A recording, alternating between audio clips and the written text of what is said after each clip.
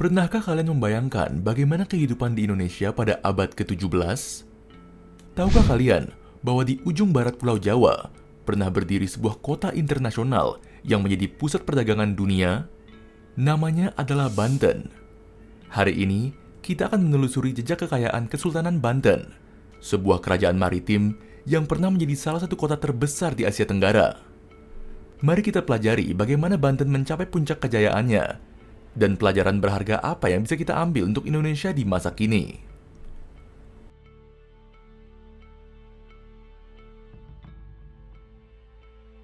Bagian 1.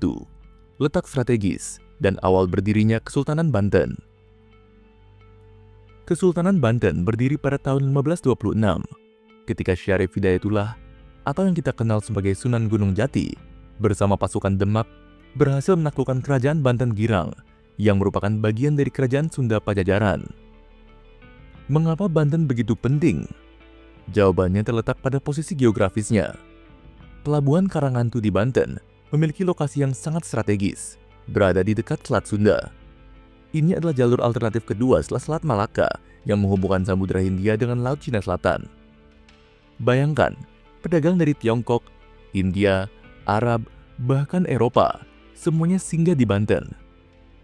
Mereka membawa sutra, rempah-rempah, porselen, dan berbagai barang dagangan lainnya. Banten kemudian menjadi tempat pertemuan berbagai kebudayaan dunia. Pada tahun 1552, Maulana Hasanuddin, putra Syarif Hidayatullah, mengubah status Banten dari daerah bawahan Kesultanan Demak menjadi kerajaan yang merdeka. Bagian 2. Pembangunan kota dan infrastruktur. Sultan Maulana Hasanuddin tidak hanya membangun kekuatan politik, tetapi juga membangun infrastruktur yang canggih untuk zamannya. Di pusat kota, dibangun Masjid Agung Banten pada tahun 1552. Tepat di sampingnya, berdiri Keraton Surosowan yang dikelilingi benteng batu setebal hampir 6 meter. Yang menarik adalah sistem teknologi air bersih mereka. Meskipun kondisi air di Banten tidak bagus, para sultan membangun sistem penyaringan air yang sangat canggih.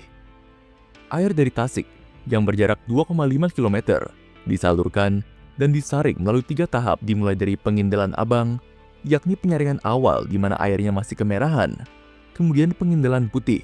Pada tahap ini, air mulai jernih.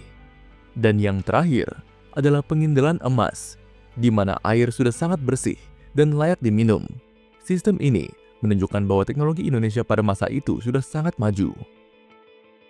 Bagian 3. Kebijakan terbuka dan puncak kejayaan Kesultanan Banten. Jika bertanya apa rahasia kejayaan Banten, jawabannya adalah kebijakan perdagangan yang terbuka.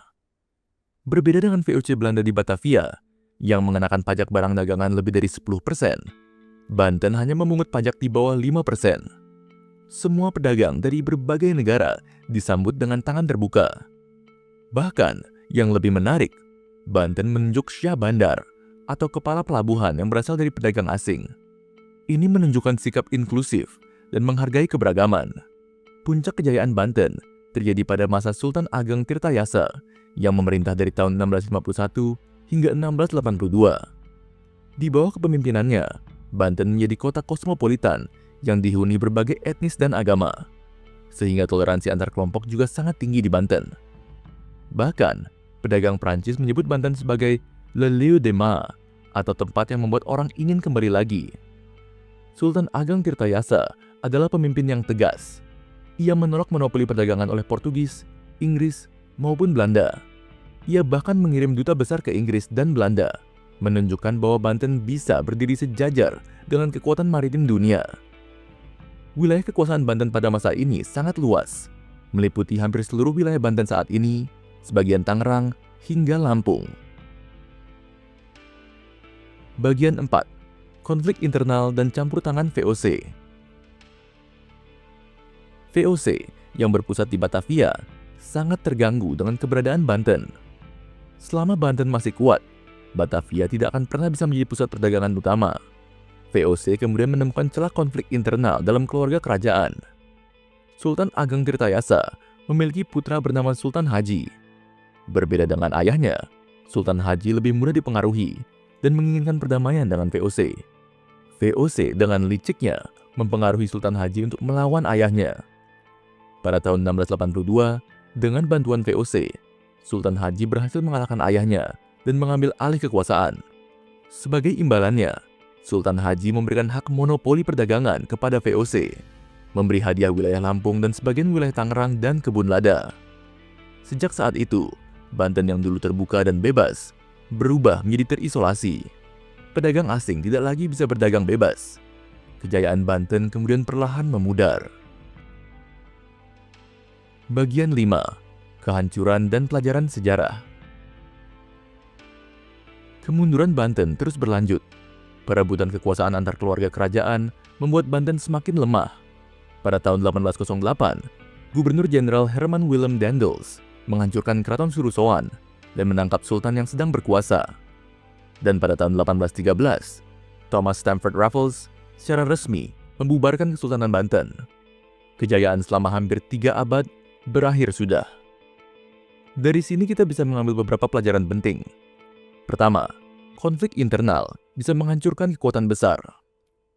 Kesultanan Banten yang begitu kuat runtuh karena perpecahan dalam keluarga kerajaan sendiri. Kedua, pengaruh asing harus dikelola dengan bijak. VOC berhasil menguasai Banten bukan dengan perang frontal, tetapi dengan politik adu domba. Ketiga, keterbukaan dan toleransi adalah kunci kemajuan. Banten mencapai puncak kejayaannya ketika menerapkan kebijakan terbuka dan inklusif terhadap semua pedagang. Indonesia adalah negara maritim dengan 17.000 pulau. Karakteristik kita sama dengan Banten pada masa lalu. Pelajaran dari Kesultanan Banten mengingatkan kita, jika kita tidak bisa menjaga persatuan dan mengelola pengaruh asing dengan baik, maka kejayaan bangsa kita pun bisa terancam. Mari kita jadikan sejarah sebagai guru terbaik untuk membangun Indonesia yang lebih kuat di masa depan.